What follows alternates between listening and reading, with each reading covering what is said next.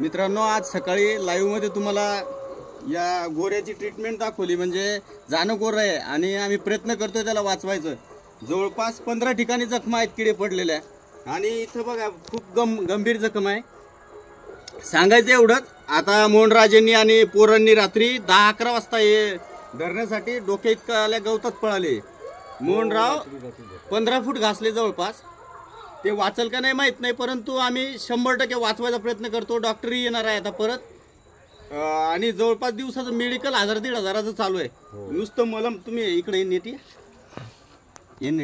पूर्ण हे बाय इथं किती भाग सडलेला आहे. हा पूर्ण बाटली लागते पूर्ण. हे बा म्हणजे जागी जागी इतक्या पायासकट जखमा झालेल्या आहेत, किडे पडलेले आहेत पूर्ण. इतकं लंपी आजारानं भयानक झालेलं आहे याचं शरीर.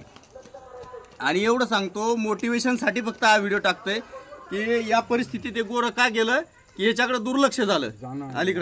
अलीकडं जर या गोऱ्याला म्हणजे 2-3 दिवस आधी पाहायला गेलं असतं जिथं बसतंय. आता माझ्या गावाची लोकसंख्या 5000 आहे, परंतु कोणीही पुढाकार घेतला नाही. या अगोदर ते लंपीच्या लसा वगैरे दिल्यात काही लोकांनी. एवढ्या गावात फक्त 10 लोक भेटलीत मदत करणारी. आणि कुठंतरी आपण हात वर जर पुढं केला कोणत्याही कामासाठी तर 10-15 लोक तुम्हाला भेटतात. परंतु पुढाकार घेणं गरजेचं आहे. त्यासाठीच तुमच्या गावात सुद्धा म्हणजे महाराष्ट्रातच नाही तर महाराष्ट्राच्या बाहेर सुद्धा लंपीचा आजार चालू आहे. तर तुम्ही नक्की आज जे काही देवाचं काम आहे या ठिकाणी करू शकता. या सेवेतून उभाच राहू दे व्हिडिओ इकडे. आणि मोहनराव काल रात्रीपासून झोपले नाही. आम्ही आणल्या दिवशी गोऱ्याला पाहायचा प्रयत्न केला बराच, ते काय आम्हाला सापडलं नाही. आणि रात्री त्यांना जसं सापडलं, मी बाहेरगावी होतो तरी यांनी 11 वाजेपर्यंत प्रयत्न करून धावपळ करून हे गोरं धरलं. अहो इथं आता काही लोक बहादर येतात.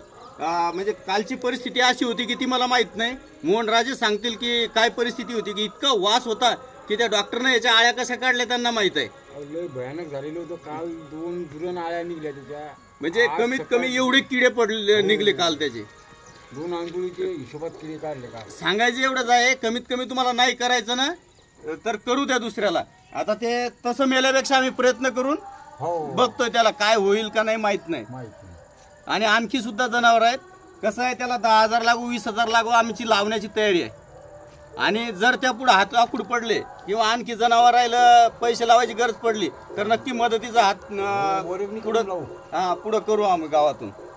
चला तर सांगायचं एवढंच झालं की तुम्ही जिथं काही देवासाठी करता किंवा महादेवाला रोज पाणी घालायला जाता, त्यात नंदीला पाणी घालायला जाता, त्या व्यतिरिक्त ही जिवंत नंदी आहे. तुम्ही जिवंत सोडून दगडाला पाणी घातल्यापेक्षा आणि तिथं सेवा करण्यापेक्षा ही खरी सेवा आहे. हीच सेवा करा. एवढंच मोटिवेशनसाठी मी हा व्हिडिओ बनवतोय, बाकी काही मानस नाहीये. आणि आणखीन जवळपास 8 दिवस या गोऱ्याला दुरुस्त व्हायला लागणार आहेत. जाणं गोरं आहे म्हणजे हात सुद्धा लावू देत नव्हता अंगाला. आणि आता परिस्थिती पहा तुम्ही कशी आहे. म्हणजे एकदम शांत आहे. पण प्रत्येक ठिकाणी पाणी झालंय पायात सुद्धा त्याच्या. ते काय होईल ते माहित नाही आम्हाला. आम्ही फक्त प्रयत्न करतो. त्यामुळे हस्तक्षेप नका करू फक्त की तुम्ही कशाला धरलंय, ते मरतंय. मरू देत, मेलं तर तसं मरणार आहे. आम्ही वाचवण्याचा प्रयत्न करतोय त्याला. फक्त गावकऱ्यांना विनंती आहे की आमच्या हिशोबाने करू द्या, नाही तर तुम्ही करा.